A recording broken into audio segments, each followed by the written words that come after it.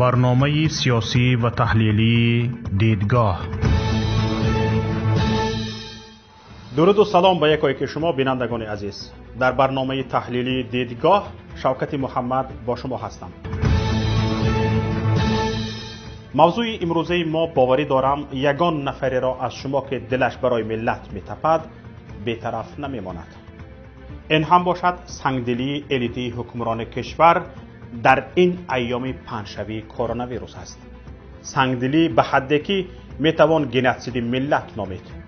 مقامات به جای زیاد کردن بودجه دولتی برای ساحه تندرستی را نزدیک به 15% کم کرده است. ساحه تندرستی تاجیکستان در نیم ساله اول سال جاری نتوانسته است مبلغ معین شده در بودجه را دریافت کند. حکومت تاجیکستان در زمانی که ویروس کرونا همه‌گیر شده بود و فعالیت تمام ساحه‌های اقتصادی و اجتماعی سیاسی در کشور به وضع ساحه تندرستی وابستگی داشت، نه تنها مبلغ گذاری این ساحه را بیشتر نکرده است، بلکه از آنچه در بودجه پیش بینی شده بود مبلغ کمتری به آن روانه ساخته است. طبق اطلاع وزارت مالیه به ساحه تندرستی در نیم ساله اول سال جاری به جای بیش از 1 میلیارد سومانی پیش بینی شده، همگی 860 میلیون سومانی روانه شده است که بیش از 14% کمتر است. از جمله بیمارخانه ها 45 میلیون سومانی، مرکزهای سلامتی 11 میلیون و 200 هزار سومانی، مرکزهای طبی حفظ سلامتی 15 میلیون و 200 هزار سومانی، ساحه‌های دیگری بخش تندرستی 20 میلیون سومانی کمتر دریافت کرده‌اند. در عموم قسم مصرف بودجه دولتی کشور در نیم ساله اول سال 2020 همگی در حجم 81.9% اجرا شده، حجم عمومی مبلغ گذاری بودجوی 2 میلیارد سومانی را تشکیل داده است که 2 میلیارد و 300 میلیون سومانی یا 18.1% کمتر از نشان دهنده های پیش بینی شده می باشد. یعنی ساحه تندرستی مثل همه ساحه های دیگری بودجوی بنابر نرسیدن مبلغ در بودجه نتوانسته است مبلغ پیش بینی شده را دریافت کند. البته اگر این پاندمی نبود، بیمارخانه ها پر از بیمار و قبرستان ها پر از شهدا نمی شدند. این یک امر مقرری می بود و جای تعجب نداشت. اما در حالی که تمام ساحه های در کشور از فعالیت ساحه تندرستی در این دوره وابسته بودند، هیچ امتیازی به ساحه داده نشده است. شاید این نظر در تماشابینان گرامی پیدا شود که بنابر کمک های زیادی از خارج به ساحه تندرستی رسیده، نیاز به دادن امتیاز از بودجه وجود نداشته است. اما اطلاعات رسیده نشان می‌دهند که آن کمک ها هم به ساحه تندرستی یا نرسیدند یا در شکل اشیا و تجهیزات و مواد حمایتی و ضد عفونی داده شده‌اند. انیق‌ترش فروخته شده‌اند، چون دلایل زیادی درباره فروش کمک های خارجی به طبیبانی که جان برکف در حمایت سلامتی مردم بودند نشر شده اند و می شوند. همگان شنیده ایستاده ایم، خوانده ایستاده ایم.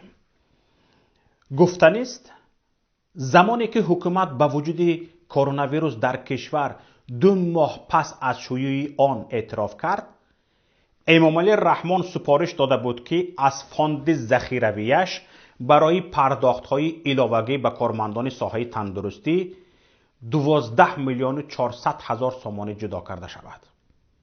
اما تا حال در هیچ ناحیه طبیبان این پرداخت علاوه‌ای وعده‌ای را ندیدند. یعنی این 12.5 میلیون سومانی جدا نشده وعده رئیس جمهور دروغ بوده است. پرداخت علاوه‌ای یک طرف، طبق اطلاع منابع پیام در بیشتر نواحی کشور طبیبان از 1 تا 3 ماهانه خود را نگرفتند.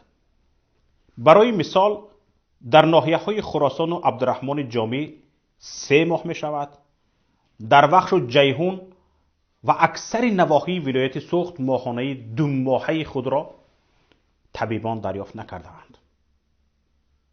روزنامه‌نگار عبدالله غربتی نیز می نویسد 3 ماه می شود که قسمی از طبیبان شهر کولاب عموماً معاش نگرفتند. کار آنها بیش از هر وقت دیگر سنگین و خطرناکتر گشته است. بیش از این روزهای استراحتی را نیز کار میکنند. با ضمن همه همین معاش نیست. درباره تحفه ها، کمک ها و دستگیری های پرزیدنت فقط از تلویزیون ها میشنویم. و طبیبان میگویند شکایت نکنید که شتکش کرده از کار خارج میکنیم. من نگم. طبیبان نه تنها معاش نمیگیرند بلکه روی راست استثمار میشوند. ما چند اطلاع از طبیبان دریافت کردیم که برای مهنت 24 ساعت اشان در کرانتین برای 12 ساعت معاش گرفتند. 24 ساعت کار اما معاش برای 12 ساعت. برای دقیق کردن این که آیا در هیچ ناحیه حق آنها برای کار 24 ساعته کرانتین پر پرداخت شده است یا نه، ما به انتخاباً به چند طبیب در ناحیه های گوناگون مراجعت کردیم، اما همه آنها گفتند که برای 14 روز کرانتین ماهانه 12 ساعته گرفتند. شاید این نظر هم پیدا شود که سبب جدا نشدن 12.5 میلیون سامانی کمک وعدگی رئیس جمهور همین نارسایی در بودجه باشد، چون فاند ذخیروی رئیس جمهور هم از بودجه پر می شود. اما طبق اطلاع منبع پیام مبلغ گذاری از بودجه تنها در یک سمت پر تامین شده است: فاند ذخیروی رئیس جمهور تاجیکستان. بودجه فقط فاند ذخیروی رئیس جمهوری تاجیکستان 100% پر شده است، دیگه تمام. طبق اطلاع منبع با فاند ذخیروی رئیس جمهور 193 میلیون سامانه جدا کرده شده است که 100% مبلغ پیش بینی شده برای نیم ساله اول را تشکیل می دهد. میگوید بودجه پر نشده است. فاند ذخیروی پرزیدنت هم از حساب بودجه پر می شود. چگونه بودجه پر نشده در حالتی که بودجه پر نشده است؟ فاند ذخیروی پرزیدنت برای چی 100% می شده است؟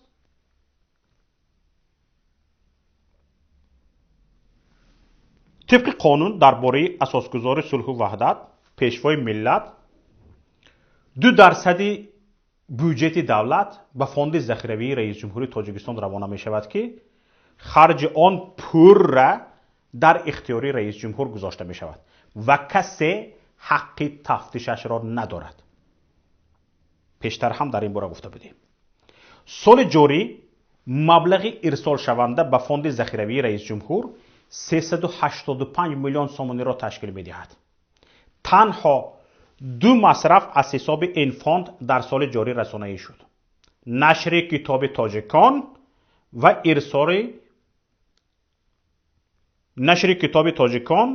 و ارسال 12.5 میلیون سامانی برای پرداخت‌های علاوه‌ای به کارمندان ساحه تندرستی.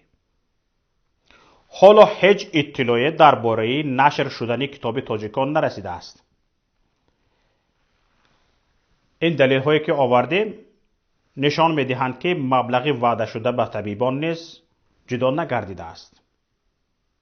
مبلغ کمک‌های بشردوستانه به تاجیکستان برای مبارزه با ویروس کرونا 11 میلیون و 300 هزار دلار از طرف بانک جهانی، 1 میلیون دلار حکومت آلمان، 867 هزار دلار یوساید، 928 هزار دلار بانک آسیایی رشد، 1 میلیون و 700 هزار دلار حکومت ایالات متحده آمریکا، 2 میلیون و 60 هزار دلار اتحاد اروپا، 2 میلیون دلار بانک اروپایی تجدید و رشد، 50 میلیون دلار بانک آسیایی رشد، دوباره 50 میلیون دلار فاند اروپایی ثبات و رشد، 190 میلیون دلار خزینه بین المللی اسعار، این تنها چیزهایی که نامبر کردم کمک هایی هستند که رسانه‌ای شدند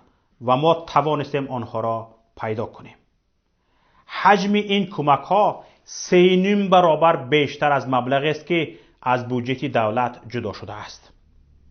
سوال مطرح این است که اگر این کمک ها واقعا موافق شرط کمک کنندگان به ساحه تندرستی روانه شده اند، پس چرا طبیبان معاششان را نگرفته اند؟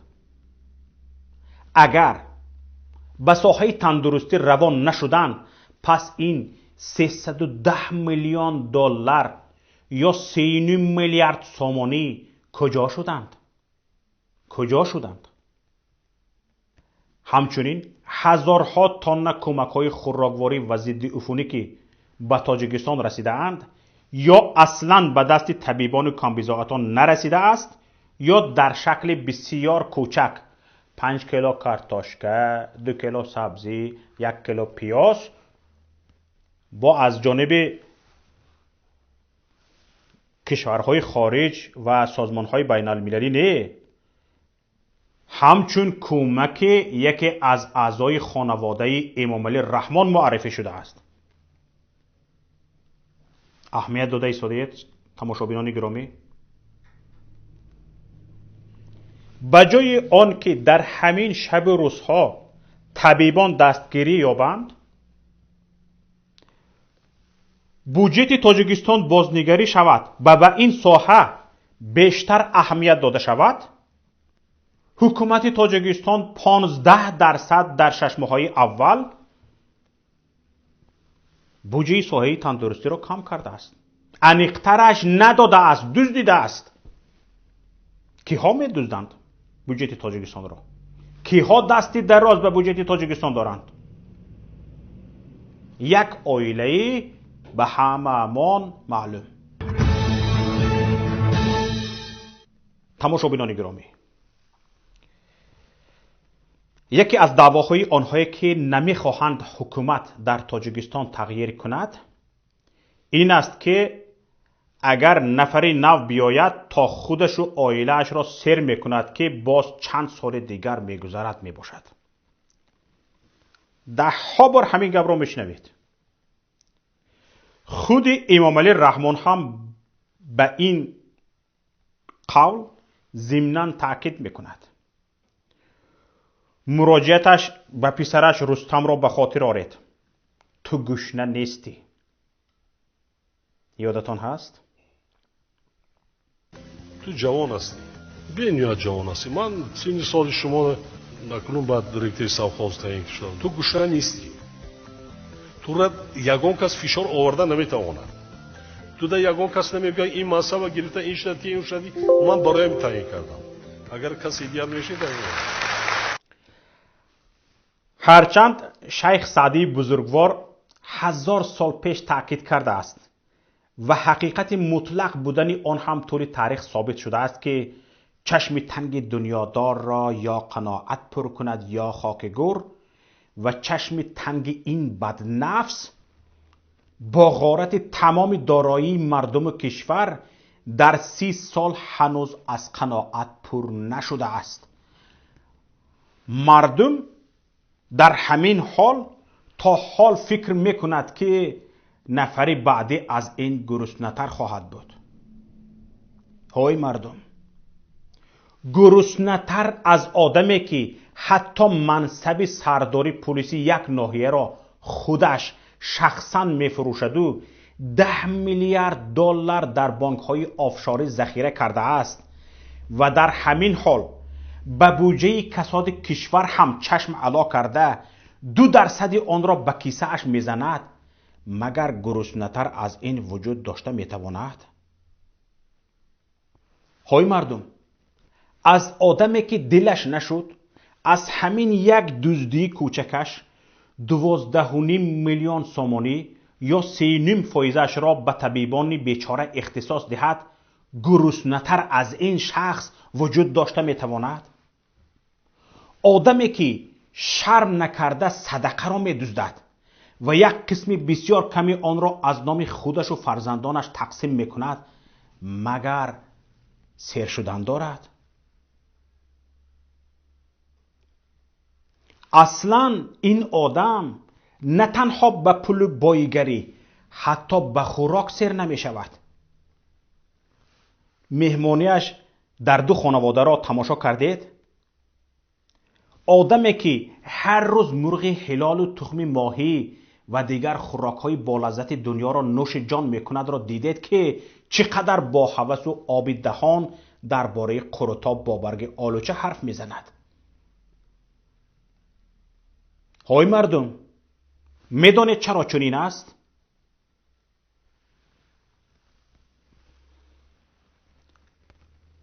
به گفته عبدالحلیم غفاروف، همان بوی گدایی که 40-50 سال پیش داشت و بزرگترین آرزویش شاید با سری خوردن قروتاب با شیر و مسکه بالایش کمی دغ ریخته بود، از دماغش گدایی نرفته است. قناعت چشم این گدا را دیگر پر نمی کند. امید نبندید. برای امام علی رحمان فقط وریانت دوم کار می دهد. های مردم، راهبر کشور برای خوردن نه، باید برای خدمت مردم آید.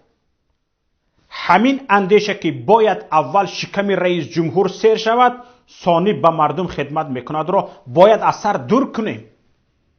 برعکس، رئیس جمهور باید شکم مردمش را سیر کند، مردمش را از سرسانی و دربدری نجات دهد. رئیس جمهوری که از عهده این کار نمی براید، اگر انصاف داشته باشد باید خودش استعفا دهد. انصاف که نداشته باشد، چنان که گفتم، باید وریانت دیگر را به کار بریم و برای دفع کردنش خود مردم اقدام کند.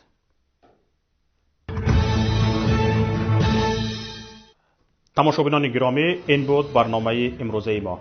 در آخر میخواهم به تماشابینان، شنوندگان رادیوی پیام و خصوصا مهاجران عزیز تاجیک و تاجیکستانی مراجعت کنم. چندین برنامه‌های سیاسی، اجتماعی و فرهنگی همه روزهای کاری از روز دوشنبه تا روز جمعه در رادیوی پیام پخش میشوند که امیدوارم پسند شما میگردد. ضمیمه رادیوی پیام هم برای تلفن‌های هوشمند اندروید و هم آیفون در پلی مارکت و اپ استور قابل دریافت و نصب است. مهاجران عزیز، نصب ضمیمه رادیوی پیام برای شما خیلی موافق است. تنها یک گوشی یا خود ناوشنیک برایتان بسنده است که همزمان کار خود را ادامه داده از رویدادهای تاجیکستان و جهان آگاه شوید و از چندین برنامه‌های ما بهره گیرید. امیدواریم این پیشنهاد ما را میپذیرید. خیر تا روز دیگر. السلام علیکم و رحمت الله.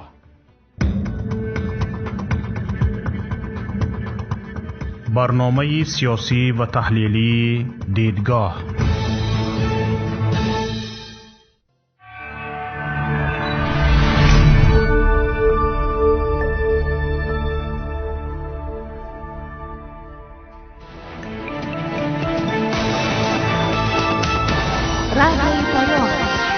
در فضای سیاست صدای جدید. رادیوی پیام. علم، فرهنگ، نوید. رادیوی پیام. مشورت، بحث، گفت و شنید. در تمام دنیا روی رسانه اینترنتی رادیو پیام .net